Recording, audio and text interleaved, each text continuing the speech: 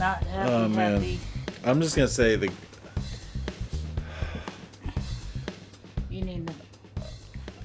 Oh, there you go. We gotta get our fucking movie done, man. We gotta make the movie. I can't. I'm just gonna be honest with you. I don't know how much longer I can do this. And by this I mean. You mean a feature film or one of the films we have just sitting there? Or No, I mean we got to get our feature film that we're working on now. Yeah, the you horror mean movie. like a legit film, not a. We put it together with duct tape and some nails we found in a drawer.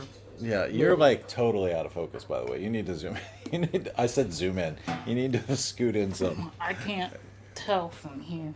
Remember that Woody Allen movie called Celebrity, where Robin Williams was out of focus and he was Robin Williams was playing himself, but he was an actor who was out of focus and he was literally blurry, so he couldn't get any work.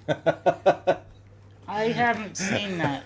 It was one of Woody Allen's good ones. You know, he was still a rapist. Yeah, but don't you know we can't watch anything? I know we're not allowed to watch or anything from anyone listen to anymore. any music from anyone. Like, I believe I can fly. Nope. Can't listen to that anymore. Are you R. Kelly are you peed on people. We knew it the whole time, but we kept listening to it. Yeah, R. Kelly's like, Donald Trump got elected president. He pissed, and he likes getting peed on. I peed on somebody, and that's where we draw the line. That's actually there's much more to that, you know. It's not just R. Kelly peeing on people. I know there's much more to that, but I'm thinking 50 years from now, or maybe even 20 years from now, we're going to have to go IMDb or Google whatever movie or song we're going to listen to make sure nobody did nothing, or all the favorite stuff gets just never, it gets taken off and you never get to see it or hear it again because am I asking a question like I don't know. Can we sounds to me Can like I you're still enjoy Michael Jackson songs? Like one of the greatest music videos of all time? The zombie one? What was Thriller. it? Thriller. Yeah. You know? Yeah, you mean just because he most likely diddled little boys? Yeah. I mean, first here's my question. Are you complaining? I don't know what I'm doing. I guess I'm frustrated. Right, because, well, like, you mean because everyone... I still enjoy it? Am I supposed to be ashamed? You mean because all your heroes turned out to be shitty? I watched a video the other day with, it was, like, really good... Sorry, that was really loud. Let me turn my right phone there. off, sorry, yeah. It was like a collage of really good, like the best celebrity impressions that were done in front of the celebrities. Yeah. And one of them was like Kevin Spacey, and then when he came up, I was like, ugh. Am I not supposed to? I mean, he was doing Jack Nicholson in front of Jack Nicholson. I was like, oh my god, that just reminds me of how awesome he was. And then I remembered all the movies that he was amazing. I mean, American Beauty. American Beauty, yeah. I mean, we're not even talking. I mean, we're sort of talking films. Well, what about Bill Cosby? Yeah, I watched the Cosby Show, and I did too, and he has some of the greatest comedy routines of all time. He used to be funny, but now I can't watch it or listen to it without feeling shitty. Yeah. I guess I bring it up because the SNL skit where they were at a funeral, and the lady died, and before she died, she wanted the "I Believe I Can Fly" played at the funeral. Yeah, I saw that. And then they played "Locked in the Closet." That one he had about R. Kelly locked in the closet. Yeah, but it brings up a point like what. I mean, there is. I didn't even know until they played that song. I was like, "Oh yeah, he did do that." But that is one of the greatest songs of all time. It's just if you're a hokey motherfucker, yeah. Come on, I can believe. I don't know. I believe I can fly. It's great. I think probably what happened is I heard it 1,000 times too many when it was popular. You know what we need? Because here's the thing: we have to Google it. I don't think he wrote the song because most of the time these high-profile people get other people who wrote the songs. They buy their songs and then they perform So it's them. okay. What I'm saying is, we need to Re-recording? we need to get new artists to do newer versions of the song so we can enjoy the music without the remakes. Let's remake American Beauty without Kevin Spacey. Or digitally replace them. Yeah, the deep fake software. Have you on TikTok? Have you seen the deep faked Tom Cruise? Oh, I've seen a lot, and it's deep fake, and it's like a spoof account, but it looks and sounds like Tom Cruise, and he's doing weird stuff. You know, we're gonna event. I guess we need a IMDb, a canceled IMDb for people that have been canceled of movie, with just to keep track of whose movies we're not supposed to watch anymore. Right, or a little TV thing shows. that comes up, like you have the rated R and sex and nudity Right, and all right, that, right, and rated. say you're a piece of shit for watching this. But go ahead. The disclaimer, rated TVMA for language, pervasive language, nudity, blah, blah, blah. Also, you're a piece of shit because Kevin Spacey's in this for 3 minutes. Yeah. I don't know. There's a whole group of... Okay, so... This is more of a movieism or something than a film. Well, we miss our movieisms podcast. But listen, think about this. There are people out there. There are people that see both sides. One side is people are shitty, can't watch a Kevin Spacey movie without thinking about what a piece of shit Kevin Spacey was. Okay, there's another group of people out there that says you have to separate the art from the artist. Just because Kevin Spacey was a piece of shit doesn't mean that his performance in American Beauty or whatever wasn't great. We should still appreciate that. So I actually don't know where I land on it, because sometimes I struggle. Like the Bill Cosby thing, definitely. I never listened to Michael Jackson anyway. I didn't like Michael Jackson music. It never clicked with me. I'm not saying he didn't create good music, like Thriller and all that stuff are definitely classics. But I never was like, oh, I can't wait till Halloween season so I can listen to Thriller. I just never was that guy. But Bill Cosby, I can't listen to. Kevin Spacey, I haven't watched American Beauty since then. You just hear about stuff like that. But Harvey Weinstein, are we supposed to? What does that mean? Oh, do I need to look up all the movies? Does that mean we can't watch Tarantino movies anymore? Because he produced the first 9 Tarantino films. That's not possible. Or 7 or 8 Tarantino films. There's like 3 or 4 of your favorite movies. Yeah, ever I mean, where do you draw the line? It's hard to say. So I don't know. You know what I think? What? I think that what we need to do is not judge someone. We should Oh, not judge. If you feel like you can't listen to the music anymore, or I thought you meant don't judge the people who fucked little boys and date raped people, because that's what Bill Cosby did. We're not live, right? Okay, we're not live. I don't care if we're live or I not. don't care. He definitely canceled. No one can listen to Film Radbury anymore. Because I can't mention that Bill Cosby date raped people. I mean, it's no, because you said the F word. Oh, fuck little boys. Or that whole line. Anyway, here's the thing. I think if you feel like you can't watch or listen to the songs anymore, or watch the movies anymore, then don't. But I think that if you love it, like American Beauty, love it, whatever. I feel like we shouldn't feel forced to hate something just because everyone else does. Yeah. Because that's false and fake and ingenuine. Yeah. Or disingenuous. Yeah. And then thirdly, don't judge anyone if they still like the song or still like the movie. Just let you can give your opinion and remind someone. I don't know. What about eating at Chick-fil-A? I admit I definitely, when that idea comes to my head, I usually try to find something else to replace it. Yeah. But I am okay. That's just because you don't like chicken. If the person I'm with is like, yeah, I could go. Yes, because I love the fries and the chicken sandwiches are amazing. The chicken. It just is part of the anti-gay regime.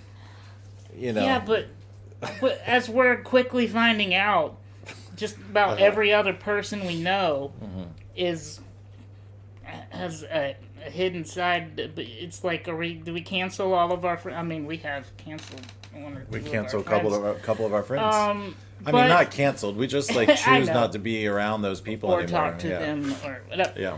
And they were some of our best friends. And some of I would say that both of them probably, maybe one of them knows. You know, they just got to be wondering. Yeah, they haven't contacted us. They haven't contacted us either. They must have gotten the picture. Yeah. I feel like you just have to allow room for. You can't hate because if we hate those people for those little beliefs that we don't agree with, then we're the problem too. Yeah.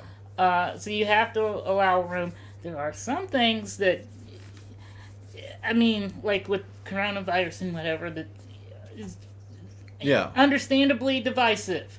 And because of the danger and people could get killed, you are justified in, you know what, I can't hang around with you anymore. Yeah. Whatever. So, I don't know. It's a moral choice. I try not to judge. And there are some moral decisions you have to make for yourself. But don't make everyone, I guess my point is, don't make everyone else have to believe what you believe and agree with you in order for you to have friendships or back to the other respect thing. them. So, it's okay that Bill Cosby date raped women? Well, of course not. Okay, so we're not judging that. No, I'm saying the people that... I know. I feel like it's okay if I know someone that still likes to listen to some of the greatest comedy routines ever. Louis C.K. I loved that guy. Oh my god. Everything Turns out Louis he's a piece of C.K. shit. did He was a piece of shit. was great. Yeah, I just...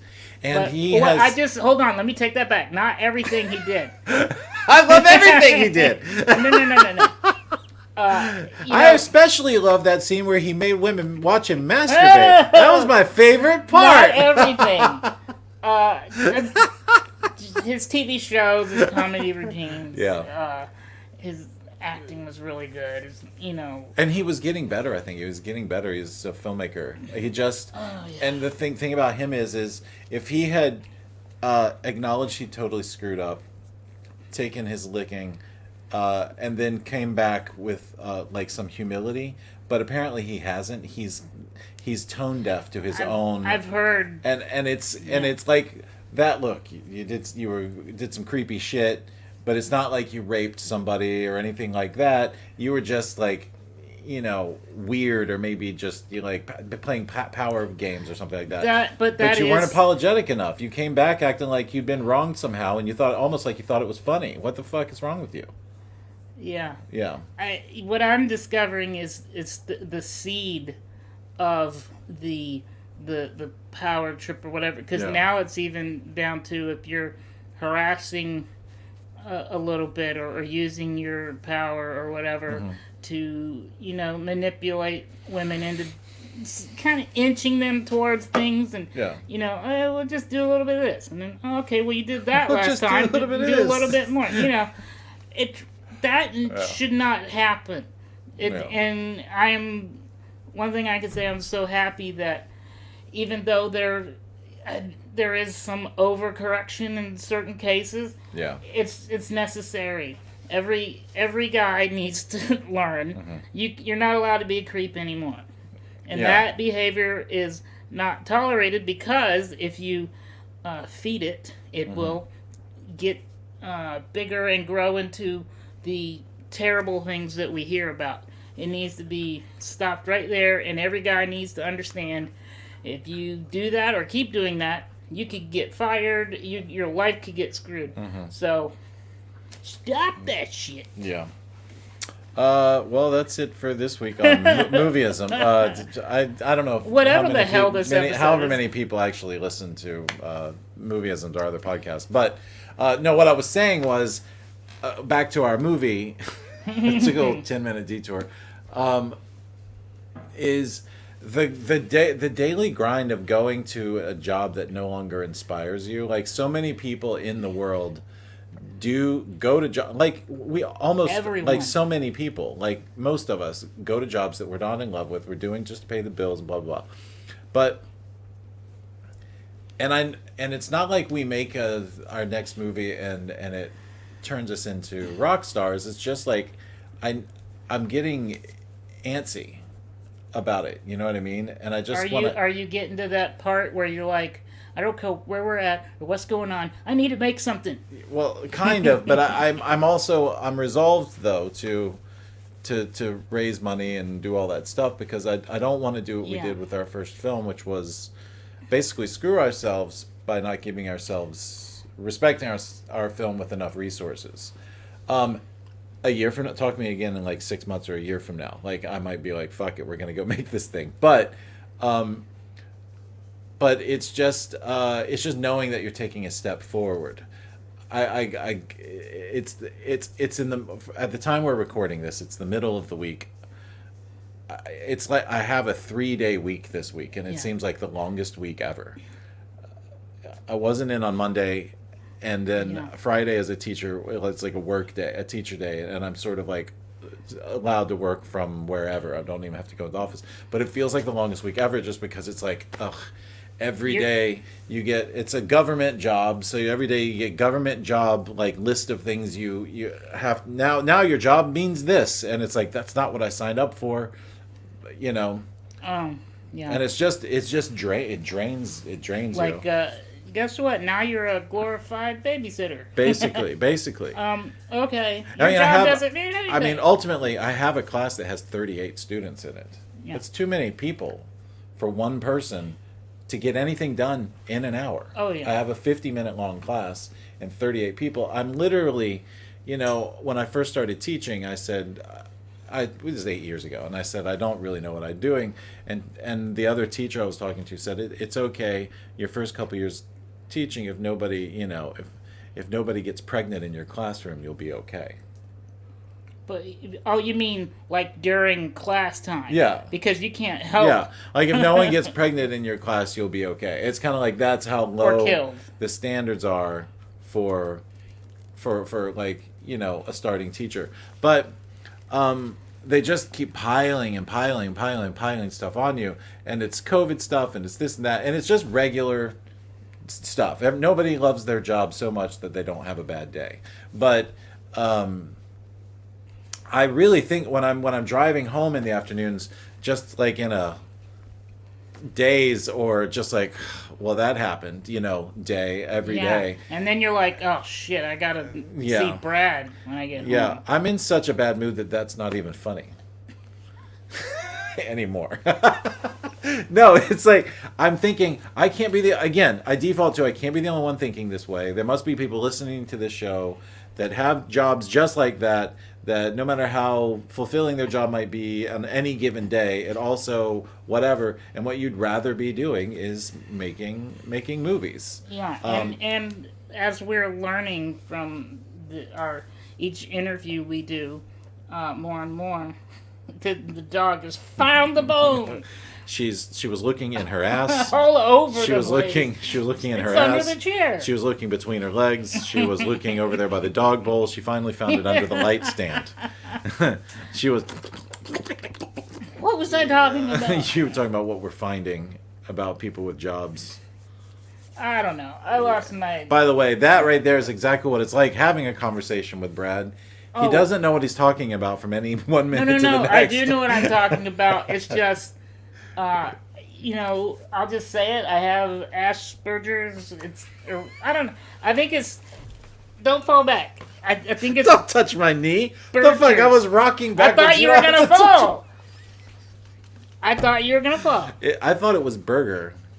I thought too, but I've heard people say burgers. You want to know why? It's not burr. It's purgers. Asperger's, right? No, not burgers. Spurgers. Purgers. I know why. It's because they don't want to say, because Asperger's sounds like Asperger, and it sounds like an insult. Yeah, Cartman made burgers from his butt in an episode of South Park and sold them to people, and they were like, "Oh, this is so good. What's your secret?" Asperger's. Say it. You can do it. But they don't even call it that anymore. They call it now the new thing on is the spectrum. Neurotypical and neurodiverse. So yeah. technically, I'm neurodiverse. Yeah. I love how they make that sound better for the rest of us Yeah. because you're so diverse. Diversity is good, right, Brad? Yeah. So, by the way, that's why you see me moving around a lot more and doing all this stuff. Because in the other shows, I used to be Yeah. like this, and then I'd be exhausted at the end because Yeah. I'm just trying to manage myself. But part of that is everything I see and hear, everything distracts me. So I get easily distracted. And that's what you have to live with, and that's why you're never home. I'm never home because I'm busy. Yeah, you like to work and you like to be Yeah. out when you work, which Yeah. is understandable because, as you were just talking about, being at home can be draining. Well, this would be my office, but it's taken over by editing computers and lights and stuff. So, Even if you had, I mean, I could sit I in sort there. of I feel could like sit- even yeah. if you had an office, you would still go out. Yeah, but I would like a cozy place to sit down and work if I didn't want to, But I do like going out. I like going out and sitting out because otherwise I feel like I just came home and sat, around and waited Yeah, for bedtime. and it's hard. It really is hard to get work done Yeah. at home Yeah. because You've proven that. that's all I do all day is prove how hard it is to get anything done at home. Yeah, so whatever. I have no idea what I was saying before, but there's all of that stuff.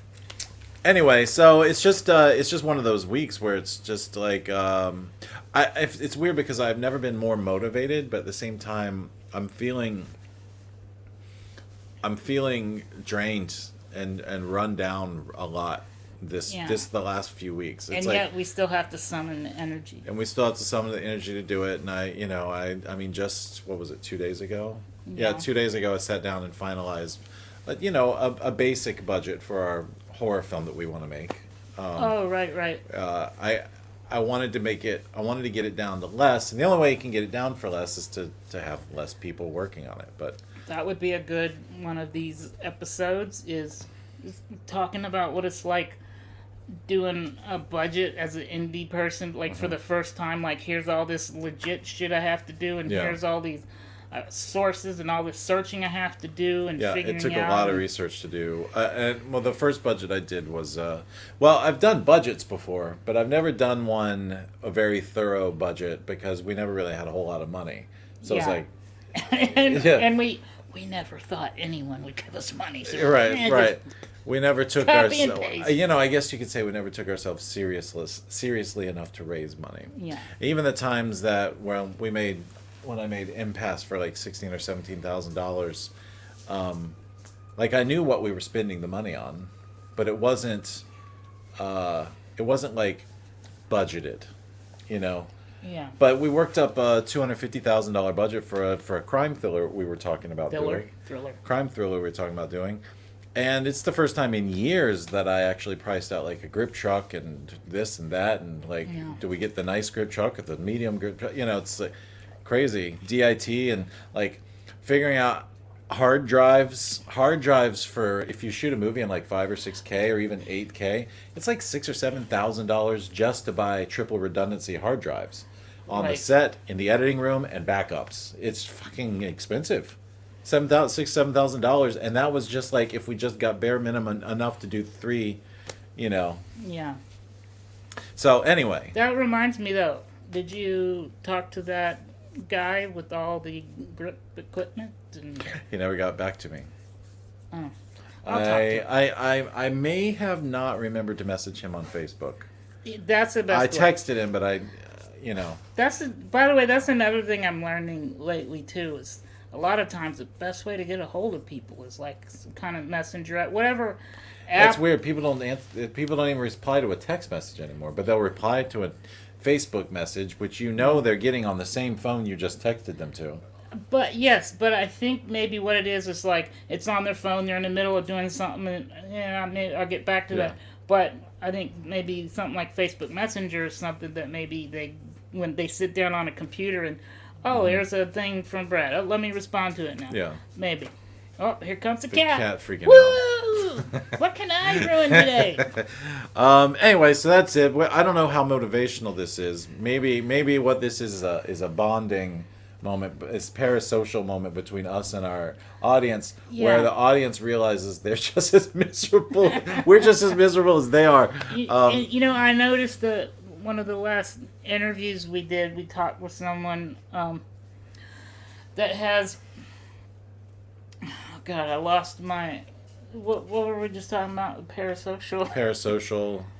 What was just maybe before maybe that? we're just as miserable as our audience. Oh, we were. God, completely lost it. But we were interviewing somebody that didn't seem to be. Oh! I know what it is. I listened to a podcast that one of our guests was on, so that I wouldn't be like, "Who are you? Yeah, what do yeah. you do?" Because I've done that 99 other times you've done that. in the early history of Film Reverie. I have actually said, "Who are you? Why are you on the show?" Why are you on this? I said it as a joke, but I also had no idea who this person was. So The truth is often said in jest. So that's the point I was getting to is I noticed how just like the conversation was like, suit and tie and just so formal of hitting all these points, and you and I were just like honest, like even as he came in we were just talking about how, oh man, we're just blah, blah, blah, exhausted. But we were being honest and genuine and joking about it and just getting it out, and he came on like, okay, it was, but we were doing that on purpose. So the point I'm making is that we are we're human beings. We're human beings, and we prefer to just be, here we are. Yeah. Let's be honest, let's be genuine, because you know what? Being so formal all the time and trying to be perfect is so exhausting. It's one of the things I've learned studying autism is that my brain was shutting down, and I was just all the time, I couldn't get my brain to work. I couldn't do anything. It's because it's so much work to try to figure out what this person needs me to be, and then perform, and if you're performing all the time, your brain just... Yeah.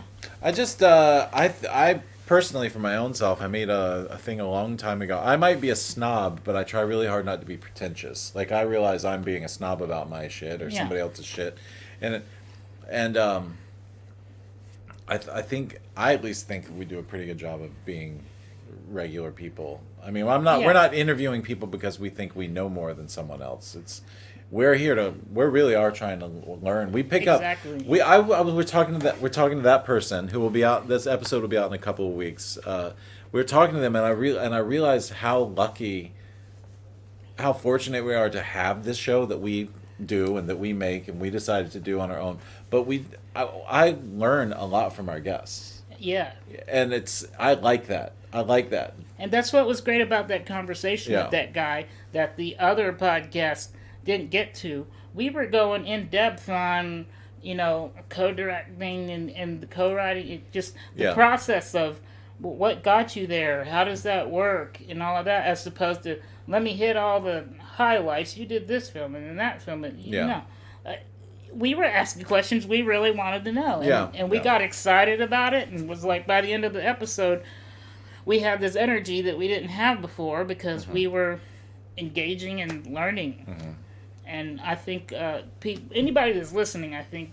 I hope anyway. We're really trying... I'm not faking it. I am the way I am. We might start our show, hello, Film Reverie listeners, and all that stuff. We goof around, but that's genuine goofing around. We're really just... I mean, we joke around like that even not on camera, so it's genuine. Anyway...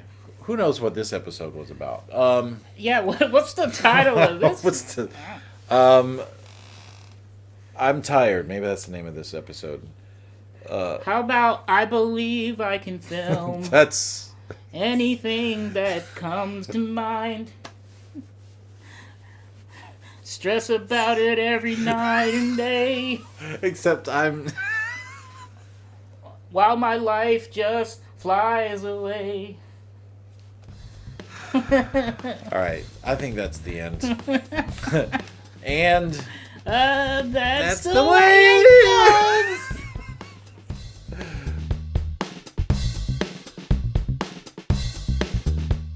Film Reverie Podcast is a production of Super Mega Ultra Entertainment and is produced by Michael Beckemeyer and Bradley Kingston. If you're enjoying this podcast, please be sure to leave us a 5-star review in iTunes, and be sure to click like or subscribe wherever you find us.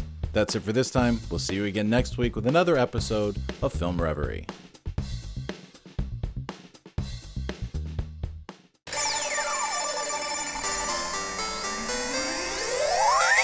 The end.